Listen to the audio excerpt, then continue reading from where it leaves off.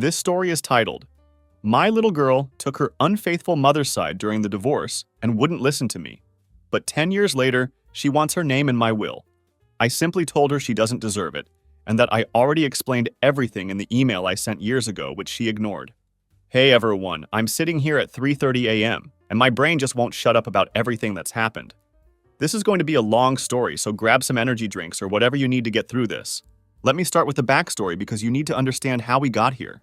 I'm a 48-year-old man who was married to my wife Nicole for 21 years.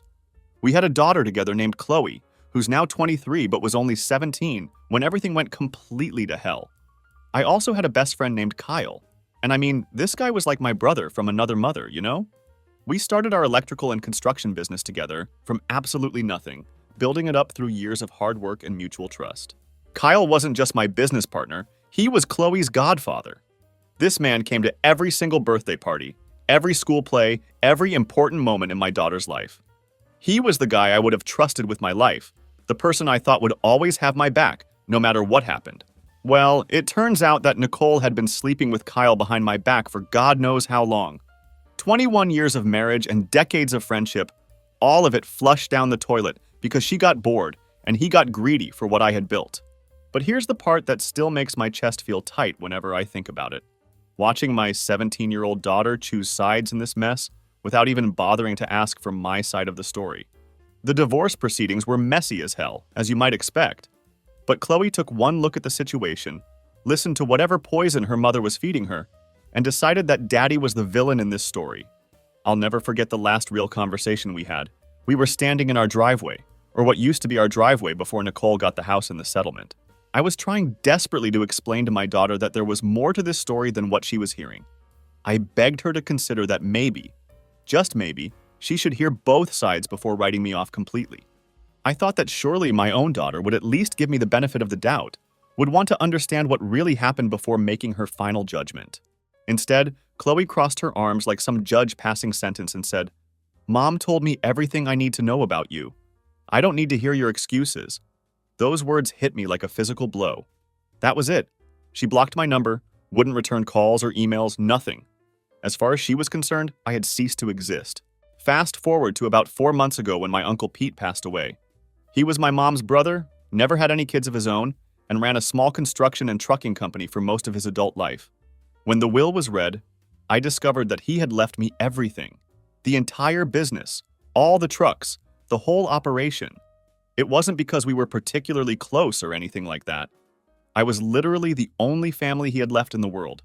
Then, 3 months ago, my phone rang with an unknown number. I almost didn't answer it, but something made me pick up. "Hello?" I said. "Hi, is this Trevor Morrison?" The voice on the other end was older now, more careful and measured than I remembered. But I would have recognized it anywhere. It was Chloe, my daughter, who had been pretending I was dead for the past 6 years. "It's me, Coco," she said, using the nickname I hadn't heard anyone call her since she was little. Nicole had always corrected people back then, saying, "It's Chloe, not Coco," like nicknames were somehow beneath her precious daughter. "I know this is weird," Chloe continued, and I could hear the nervous energy in her voice. "But I saw Uncle Pete's obituary online, and I wanted to check on you. Check on me."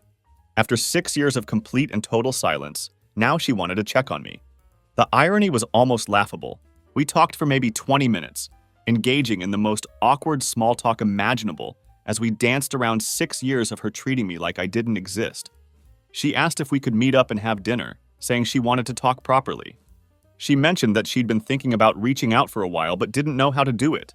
Part of me wanted to hang up right then and there, to go back to the life I'd built where daughters don't abandon their fathers over lies and manipulation.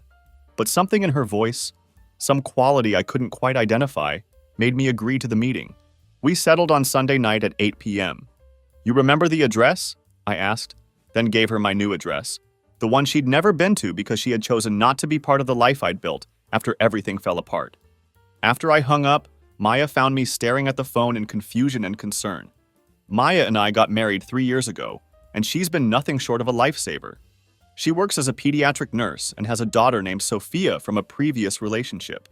Maya literally saved my life when I was at my lowest point, and Sophia legally took my last name. This amazing kid calls me daddy, like it's the most natural thing in the world, never questioning whether I deserve that title. Maya knows the entire story about what happened during my divorce, but she's also never met my oldest daughter, which feels weird when you really think about it. That was Chloe, I told her. She wants to meet. Maya got this protective look in her eyes, but she didn't say anything judgmental. Still, I couldn't shake the feeling that Sunday night was going to blow up everything I'd worked so hard to build. And honestly, I wasn't sure I was ready for whatever game Chloe was planning to play. Everything about that phone call felt like a setup, and I wasn't wrong about that feeling. So Sunday rolled around, and I was more nervous than I wanted to admit to myself. Maya offered to cook dinner for all of us, suggesting we make it a family thing, but I shut that idea down quickly. I had no idea what version of Chloe was going to show up at my door, and I wasn't about to expose my wife and daughter to potential drama until I could figure out what this meeting was really about. At exactly 8 p.m., my doorbell rang. I looked through the peephole, and there she was. Chloe was dressed nicely, but there was something off about her appearance that I couldn't quite put my finger on. It was like she was trying too hard to look successful, you know? She had that vibe of someone wearing an expensive outfit they probably couldn't actually afford. "Hi, Dad," she said when I opened the door. Not Trevor, not Mr. Morrison, but Dad. It was an interesting choice of words after 6 years of pretending I didn't exist. I led her into my house and watched carefully as she took in her surroundings. I caught something in her expression that looked almost like disappointment, as if maybe she had been hoping I'd be living in some crappy apartment so she could feel better about having abandoned me all those years ago. We sat in my living room like complete strangers, which I guess we really were at this point. She complimented the house politely, asked surface-level questions about the business, and mentioned that she'd heard I got married again. Everything was very polite and very surface-level, like we were co-workers making small talk in an elevator rather than father and daughter. Then Sophia came running downstairs in her pajamas. The kid was supposed to be in bed, but she had apparently escaped from Maya's attempts at enforcing bedtime routine. "Daddy, who's the lady?" Sophia asked with innocent curiosity. Man, you should have seen Chloe's face in that moment. She went through about 5 different emotions in the span of 3 seconds. Surprise, hurt, something that might have been jealousy, and then this weird calculating look that I didn't like at all. "Sophia, this is Chloe," I said carefully, choosing my words with precision. She's your big sister." Sophia's eyes went wide like I had just told her that Santa was real and living in our basement. Before I could stop her, she launched herself at Chloe with all the enthusiasm of a kid who had just discovered she had a sister she never knew about. "Big sister! I always wanted a big sister!" Sophia exclaimed excitedly. "Do you want to see my room? I have a princess castle and everything!" Chloe awkwardly patted Sophia's back, clearly uncomfortable with the sudden display of affection from this child she'd never met. Maya appeared in the doorway, having heard the commotion downstairs. She had that polite smile she uses with difficult patients at the hospital. Friendly on the surface, but definitely guarded underneath. "You must be Chloe. I'm Maya," she said, extending her hand. They shook hands like diplomats from enemy countries, and the tension in the room became thick enough to cut with a knife. "Sophia, baby, let's let Daddy and Chloe talk," Maya said diplomatically, scooping up our daughter despite her protests about wanting to show Chloe her room and all her toys. Once they were gone, the real conversation finally started. And by real conversation, I mean Chloe began delivering what was clearly a prepared pitch. "She's cute," Chloe said about Sophia, but there was absolutely no warmth in her voice. She might as well have been commenting on the weather. But I could see exactly where this conversation was heading, and I didn't like it one bit. The entire time she was talking, she kept steering the conversation back to money-related topics. How expensive everything was these days. How hard it was to get started in any kind of business. How student loans were absolutely crushing her generation. She was methodically setting up her ask, and it was painful to watch. Finally, she got to the real point of her visit. "I heard about Uncle Pete," she said, suddenly becoming very interested in studying her coffee cup instead of making eye contact with me. The inheritance thing. There it was. The real reason for this little family reunion after 6 years of silence. "What about it?" I asked, keeping my voice completely neutral and giving nothing away. "Well, I was his great-niece too," she said, finally looking up at me. "And with everything I'm dealing with financially right now." She trailed off deliberately, then looked up at me with these big, sad eyes that were clearly meant to manipulate my emotions. "I was wondering if maybe you'd considered sharing it. Family should help family, right?" The sheer audacity of her request hit me like a physical slap to the face. 6 years of complete and total silence. 6 years of treating me like I was dead to her. And now she shows up at my door asking for money like we had just talked last week and everything was perfectly normal between us. You blocked my number for 6 years, I said quietly, my voice deadly calm. You chose your mother's side without question. You wrote me off completely. And now you want me to share an inheritance with you? Her face flushed bright red with embarrassment and anger.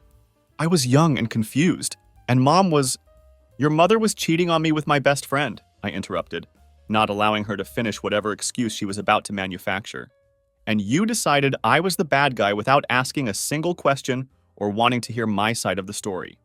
I know things were complicated, but things weren't complicated, Chloe, I said firmly. They were actually quite simple. Your mother and Kyle destroyed our family, and you helped them do it by choosing their lies over the truth. That's when the mask really started to slip, and I got to see what was underneath all the polite facade. She tried guilt first, talking about how she was just a teenager who didn't understand what was happening, how she didn't know how to process everything that was going on, how she was sorry now and genuinely wanted to rebuild our relationship. She even managed to squeeze out a few tears, which might have worked on the broken, emotionally destroyed man I was 6 years ago. But I'm not that man anymore. When the guilt trip didn't work, she switched tactics and went straight to anger. Suddenly, everything became my fault. It was my fault she was drowning in debt. My fault she couldn't find a real job. My fault she was stuck living in her mother's basement at 23 years old because I had abandoned her during the divorce. You were supposed to fight for me, she shouted, standing up and pacing around my living room like a caged animal. You were supposed to prove Mom wrong about you. You blocked my number, I reminded her calmly. You obviously didn't want me to fight for you. You should have tried harder, she yelled back. The sense of entitlement was absolutely breathtaking. 6 years of complete radio silence, and somehow it was still entirely my fault that our relationship had fallen apart. She went back to the fake tears again, but these were different from before. These tears were calculated and practiced, the kind of performance that probably worked on boyfriends, professors, and retail managers who might cut her some slack when she needed it. Please, Dad, she sobbed dramatically. I'm drowning here. The student loans, the credit cards. I'm $82,000 in debt, and I can't even afford my own apartment. And you're sitting here in this nice house with your new family like I never existed. You made sure you didn't exist, I reminded her pointedly. That's when she decided to drop what she clearly thought was the nuclear option. If you don't help me, I'm calling Kyle, she said, her voice suddenly cold and threatening. He said he'd handle you if you ever caused problems for our family. Our family. Not my family or her family, but our family. Her, Nicole, and the man who had systematically destroyed everything I had built over the course of decades. Something cold and dangerous settled in my chest as I processed what she had just said. Are you threatening me in my own home? I asked quietly. I'm just saying Kyle cares about me and Mom, she replied with false innocence. And he doesn't like seeing us struggle while you're living it up with your replacement family.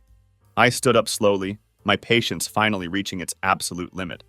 Get out of my house! She stared at me like I had just slapped her across the face. You're really going to choose them over me? You chose them over me 6 years ago, I said with finality.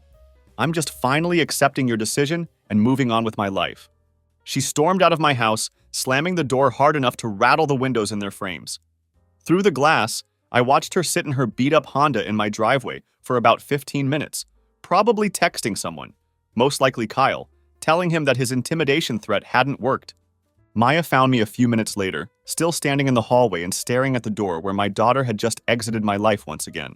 How bad was it? She asked gently. She wanted Uncle Pete's money, I told her simply. Got angry when I said no.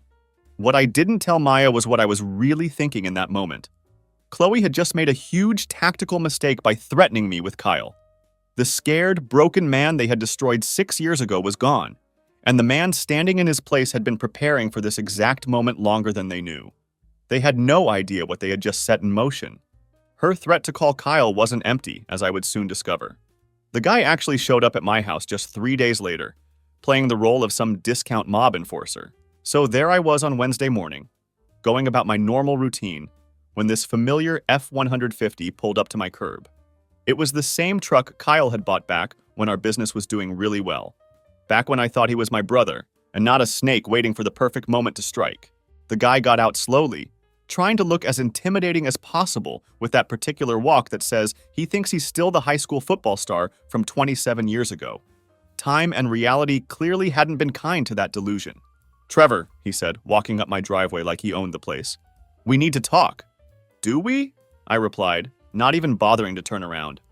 I kept loading equipment into my truck, acting like his presence didn't affect me in the slightest. But I had already started the recording app on my phone, because I'm not stupid. Everything this piece of garbage was about to say was going on record for potential future use. "Chloe came home crying the other night," he said, trying to sound like some concerned father figure. "Said you were real cruel to her." "Did she mention why she was here?" I asked, still not giving him the satisfaction of my full attention. "She said she wanted to reconnect with her father, and you threw her out like trash." I finally turned around, and I saw something flicker in his eyes when he got a good look at me. I wasn't the same broken, emotionally destroyed man he had left in the wreckage 6 years ago. I was stronger, more confident, and I was looking at him like he was exactly what he was. A piece of garbage I was tired of smelling. "She wanted money, Kyle," I said calmly. "Uncle Pete's inheritance. She got pissed when I told her no." "That inheritance should be shared," he said, stepping closer and trying to use his physical size to intimidate me. It was such a classic Kyle move. When logic fails, resort to physical presence and implied threats. "Look, Nicole's struggling," he continued. "Chloe's struggling. You got your new life, your new wife, your new kid. Why can't you help out the people who were there first?" The people who were there first. The irony was absolutely incredible, coming from a guy who had been there first, when he was screwing my wife behind my back for God knows how long. "Because they chose to make me the enemy," I said with complete calm. "And I finally decided to be one." His face darkened like storm clouds rolling in before a tornado. "What's that supposed to mean?" "It means you need to get off my property before I call the cops and have you arrested for trespassing." "Or what? You'll hide behind your new wife like you always do?" That's when Maya's voice cut through the morning air like a sharp knife. "Or he'll let me handle it." We both turned to see my wife standing in the garage doorway. She was still wearing her scrubs from her night shift at the hospital, looking physically small next to Kyle's bulk. But there was something in her posture and demeanor that made him take an instinctive step backward. Maya has dealt with belligerent family members in the pediatric ICU for years. She knows exactly how to handle overgrown children throwing tantrums. "Ma'am," Kyle said, suddenly trying to sound reasonable, like he wasn't just attempting to intimidate her husband in their own driveway. "I'm a pediatric nurse," Maya said conversationally. "I deal with tantrums from children all day long. The difference is most of my patients eventually grow out of it." Kyle's face turned red like a sunburned tomato. "This ain't your business, lady." Kyle looked back and forth between us, probably realizing that this confrontation wasn't going the way he had planned. His intimidation tactics work much better on people who are actually afraid of him. "Chloe's his daughter," Kyle tried, attempting to regain some moral high ground in this confrontation. "Chloe is a 23-year-old woman who cut her father out of her life for 6 years, Maya interrupted, without missing a beat, and only came back when she needed money. My daughter is upstairs getting ready for school, and she calls Trevor daddy every night when he tucks her in." "Which one sounds like his real daughter to you?" I've never been more attracted to my wife than I was in that moment, watching her verbally dismantle this idiot with surgical precision. That comment hit Kyle like a punch directly to the gut. You could see it written all over his face, the realization that his little power play wasn't working at all. He turned back to me, frustration and anger building like pressure in a boiler that's about to explode. "You always were a selfish bastard," he snarled with genuine venom. "No wonder Nicole came to me." Kyle took another step forward, and I could see him weighing his options carefully. Part of me almost hoped he would try something physical.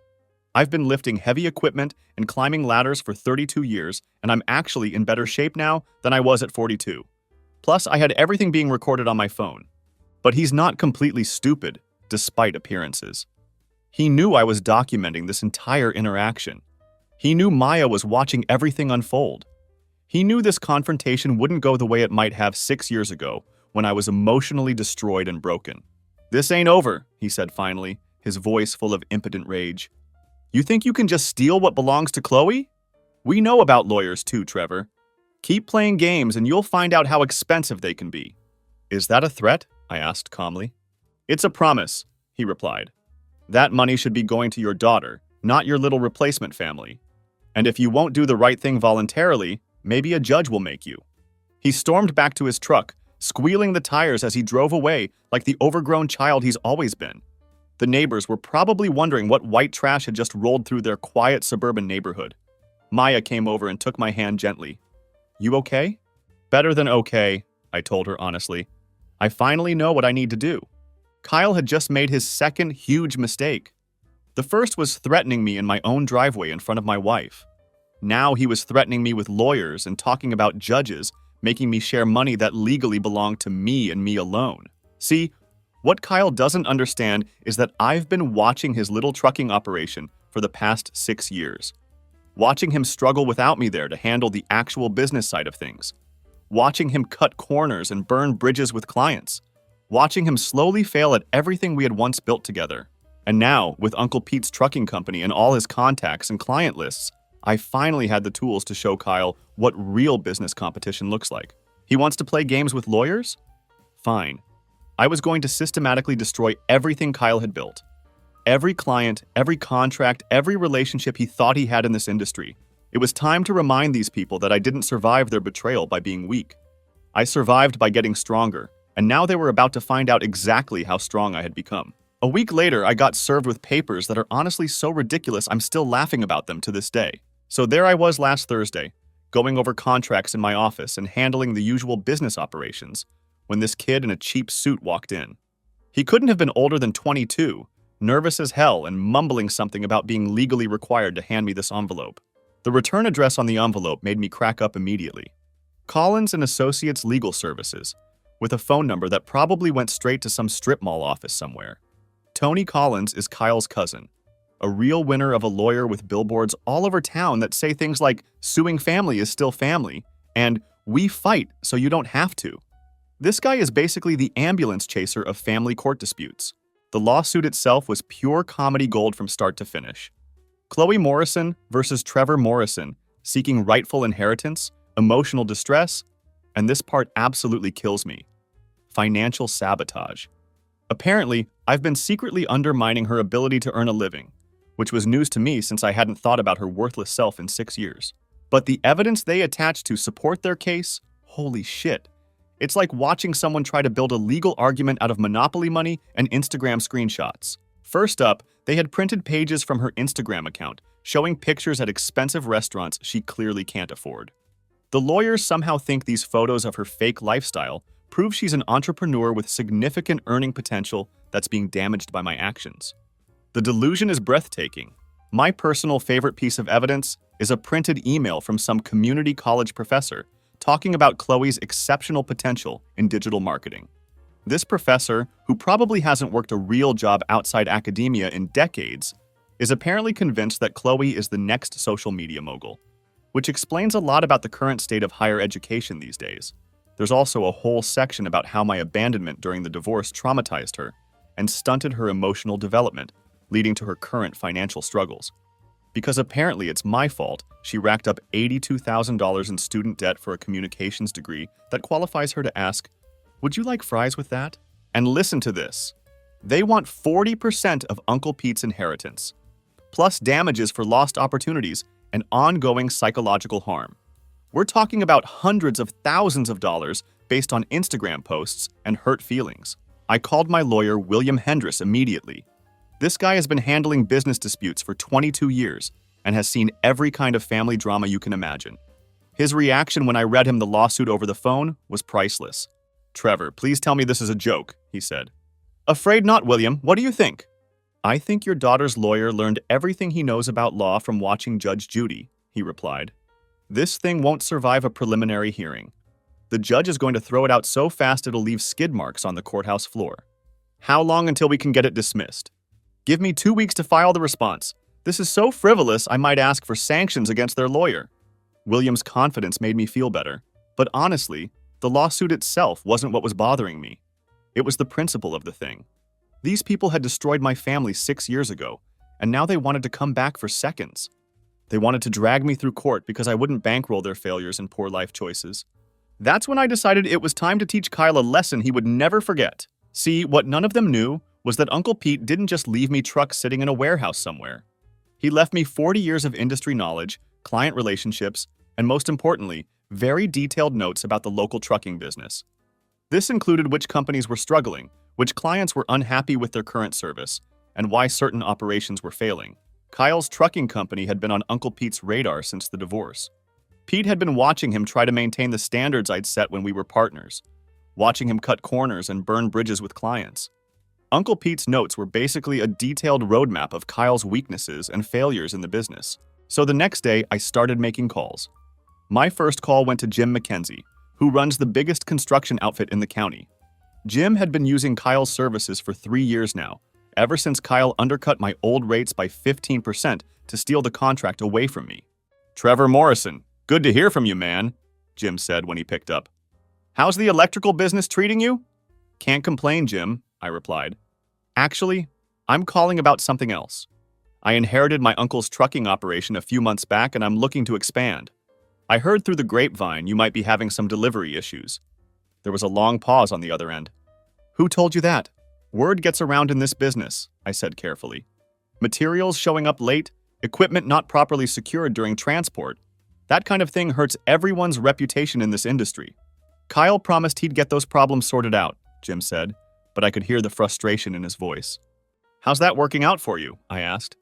Another pause, longer this time. "What exactly are you proposing, Trevor?" By the end of that conversation, I had a meeting set up for Friday to discuss taking over Jim's hauling contract. That represented about $9,500 a month that Kyle was about to lose. Call number 2 went to Davis & Sons, a concrete company that had been complaining about Kyle's drivers showing up late and unprepared for jobs. Each conversation followed the same basic pattern. I mentioned I was expanding Uncle Pete's operation, asked if they were happy with their current hauling situation, listened to them complain about Kyle's service, then offered to solve their problems. By the end of the week, I had meetings lined up with 5 of Kyle's biggest clients. These weren't small accounts either. We were talking about contracts worth $55,000 or more annually each. But I wasn't just stealing clients randomly. I was being strategic about it. Uncle Pete's notes told me exactly when each contract came up for renewal, exactly what Kyle had been screwing up with each client, and exactly what each client valued most in a trucking service. I wasn't just offering better service. I was offering solutions to problems they didn't even know they could solve. The best part was that everything I was doing was completely legal. This wasn't sabotage or harassment. It was business competition, the free market in action. If Kyle couldn't compete with better service and lower prices, that was his problem, not mine. Friday afternoon, I was in Jim McKenzie's office going over logistics when my phone rang. "Trevor, it's Chloe," she said, and her voice sounded different, smaller, worried. I didn't say anything, just waited. "Please, Dad, it's about the lawsuit and Kyle's business," she continued. "Things are getting complicated. Can we meet?" I almost hung up, but something in her tone stopped me. She sounded scared in a way that went beyond simple money problems. 2 hours, Murphy's Diner on 5th Street, I said. "Come alone." "Thank you, I'll be there." So the meeting at Murphy's Diner went exactly like I expected it would. Chloe showed up looking like she hadn't slept in days, wearing jeans and a ratty t-shirt instead of her usual influencer outfit. She sat down across from me in this corner booth, fidgeting with her coffee cup like it was going to give her all the answers she needed. "Thanks for coming," she said, not meeting my eyes. "Talk," I said simply. She started rambling about how Kyle's business was struggling, how clients were leaving left and right, how Nicole was freaking out about the mortgage payments. Apparently, Kyle thinks I'm behind it all, which was fair enough because I absolutely was orchestrating his downfall. "Are you?" she asked finally, looking up at me with genuine fear in her eyes. "Are you sabotaging his business?" "Yes," I said simply. There was no point in lying about it. Her face went completely white. "Why?" "Because he threatened me in my driveway," I replied matter-of-factly. "Because 6 years ago he helped destroy my family. Because you decided to sue me instead of getting a real job." She started crying. Real tears this time. Not the fake manipulation garbage from our previous encounter. She told me she was scared they were going to lose the house, that Kyle was talking about selling everything, that it was all her fault for coming to see me in the first place. "If you could just stop," she pleaded. "I'm not stopping anything," I said calmly. "I'm just better at business than Kyle ever was." That's when she dropped the real reason for this meeting. Apparently, Tony Collins had been having second thoughts about the lawsuit. It turns out even strip mall attorneys have limits to how much professional embarrassment they can handle. He was telling them the case was weak and that we might lose and have to pay my legal fees. Smart man, I said. Is there any way we could just drop everything? She asked desperately. The lawsuit, the business stuff, all of it? I leaned back in the booth and studied my daughter's face carefully. She looked desperate in a way that almost made me feel sorry for her. Almost. The lawsuit ship has sailed, Chloe, I told her. You filed it. You deal with the consequences. As for Kyle's business, I shrugged, that's just competition. She begged for another 25 minutes, cycling through guilt trips and sob stories and promises to be a better daughter. But we both knew it was too late for that. She had made her choice 6 years ago, and now she was going to have to live with it. The court hearing happened 2 weeks later, and guys, it was even better than I had hoped it would be. Judge Martha Hendris presided over the case, a woman with a reputation for not tolerating nonsense, which was exactly what I was hoping for. Chloe showed up in what looked like her nicest outfit, sitting next to Tony, who looked like he'd rather be literally anywhere else on Earth. Kyle was there too, in the back row, trying to look supportive while his world crumbled around him. William and I sat at the defendant's table with about 6 pages of actual legal documents, while they had this stack of papers bigger than a phone book. Tony Collins stood up first, and right away you could tell this was going to be absolutely entertaining. Your Honor, my client has been systematically denied her rightful inheritance by a father who abandoned her during her formative years, he began, with what he probably thought was dramatic flair. Judge Hendris stopped him dead in his tracks. Counselor, I've read your filing. Can you explain the legal basis for your client's claim to this inheritance? Well, Your Honor, familial obligation and moral. Tony started fumbling. Legal basis, Counselor, not moral arguments, the judge interrupted firmly. Tony fumbled through his papers like he was looking for something that simply didn't exist. The deceased promised. Do you have documentation, a will, a contract? Anything in writing? Judge Hendris asked with growing impatience. He hesitated, clearly realizing he was in deep water. No, Your Honor, but... Then what exactly are we doing here? The judge asked pointedly. It got progressively worse from there. Tony tried to present Chloe's Instagram screenshots as evidence of her entrepreneurial spirit. The judge actually frowned when he showed her pictures of expensive meals with hashtags about building an empire. He talked about emotional distress, but couldn't explain how being left out of a will, you have no legal claim to causes actual damages. He even tried to argue that my financial sabotage of Kyle's business somehow connected to denying Chloe her inheritance. Judge Hendris shut that down immediately. Are you suggesting legitimate business competition constitutes harassment, Counselor? Well, no, but... Tony stammered. Then I fail to see the relevance to this case, she said curtly. When it was William's turn, he stood up with a single piece of paper. Your Honor, this is Peter Morrison's will, properly executed and filed with the court. It clearly states his entire estate goes to his nephew Trevor Morrison. Chloe Morrison is not mentioned anywhere in the document. The plaintiff has no legal standing, no evidence of promises, and no basis for any claims. We request dismissal with prejudice and attorney's fees. The judge looked at Chloe with the kind of pity you feel for someone making a complete fool of themselves in public. Miss Morrison, do you have anything that might support your case? She asked. Chloe stood up, and for a second I thought she might actually say something coherent. Instead, she started crying again. He was supposed to take care of me, she sobbed. I'm his daughter. Uncle Pete said family comes first. Miss Morrison, feelings are not evidence, Judge Hendris said with obvious irritation. Your father has no legal obligation to share an inheritance from his uncle's will. But he has a new family now and they don't need it like I do, Chloe pleaded desperately. Judge Hendris went from pity to clear annoyance. Miss Morrison, need is not grounds for inheritance. This court deals in law, not fairness. She banged her gavel once with finality. Plaintiff's case is dismissed with prejudice. Defendant is awarded attorney's fees of $2,800. This was a frivolous lawsuit that should never have been filed. Court adjourned. Chloe turned bright red and started crying even harder. Tony packed up like the building was on fire. Kyle looked like someone had just told him his truck got repossessed. Outside the courthouse, William shook my hand with a huge grin. That was easier than expected. Tony Collins isn't exactly Johnny Cochran. William asked if I wanted him to go after Chloe for the $2,800 in legal fees. I thought about it. Broke, humiliated Chloe having to pay me money she didn't have. It was tempting, but I wasn't interested in kicking her while she was down. Let it go, I told him. She's got enough problems.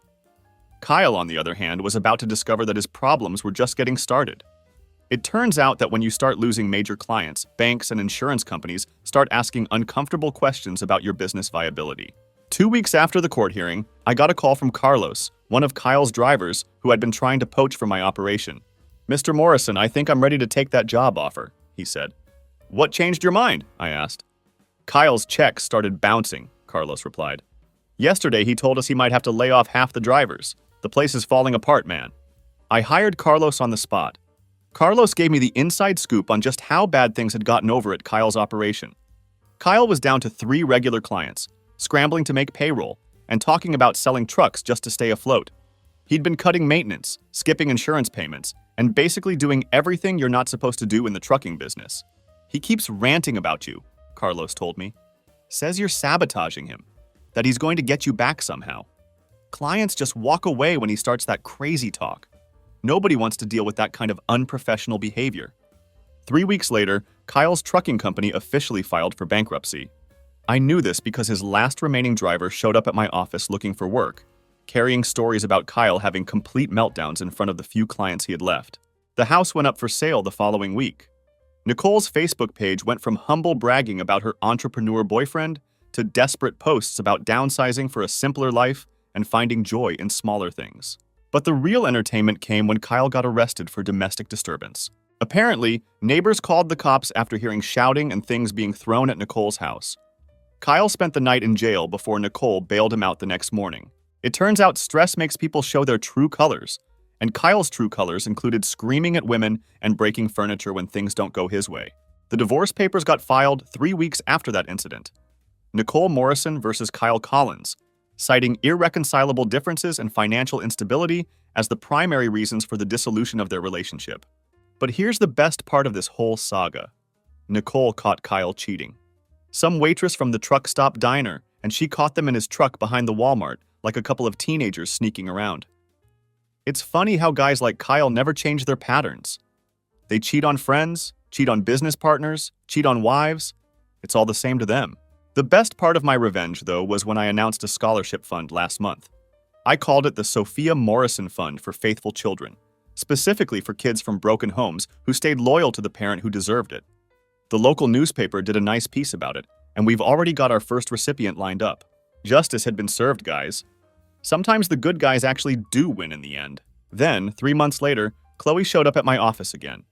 I was in the middle of reviewing contracts for the business when my secretary knocked on my door and said there was someone here to see me. No appointment, but she claimed it was family. I figured it was probably Maya stopping by to check on something. But when I looked up from my desk, there was Chloe standing in my doorway. She looked different this time. Tired, older, wearing business clothes that actually fit properly instead of those fake influencer outfits she used to wear. Her hair was pulled back, she wasn't wearing makeup, and she looked like she had just come from a real job at an insurance office. "Hi, Dad. Can we talk?" she asked quietly. She sat down across from my desk, and for a minute she just stared at her hands in silence. Then she started talking in a way that was completely different from our previous encounters. "I've been thinking a lot about everything that happened," she began slowly. "About the choices I made when I was 17. About how I treated you during the divorce and afterward." She paused, took a deep breath, and continued. "I was wrong, Dad. About all of it. I know that now." "Okay," I said, keeping my voice completely neutral. "Mom finally told me the truth about the affair," she said, her voice getting quieter. "About how she and Kyle, about what really happened. She admitted she turned me against you on purpose because she was afraid I'd choose your side if I heard both stories." She was crying now, but quietly. Not the manipulative sobbing from our previous meetings.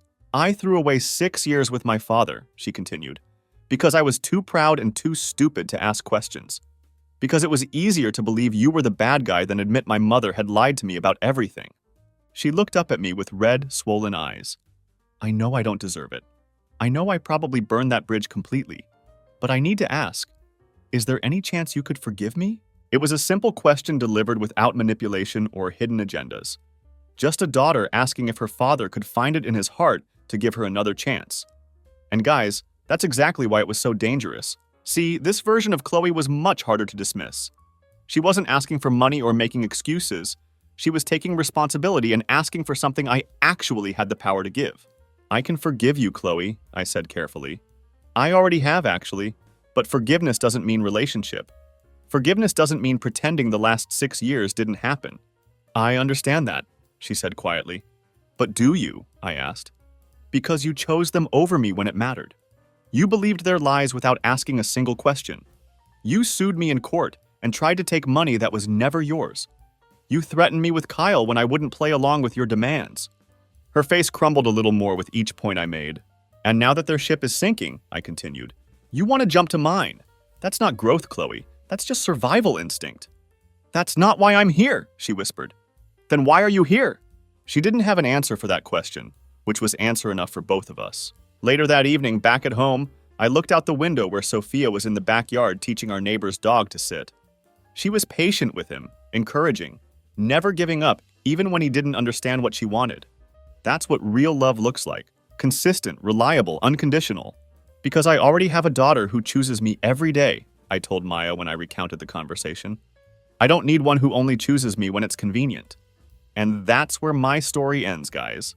Sometimes you have to accept that some bridges can't be rebuilt, no matter how much someone claims they want to fix things. Actions have consequences, and 6 years of abandonment can't be erased with a few tears and an apology.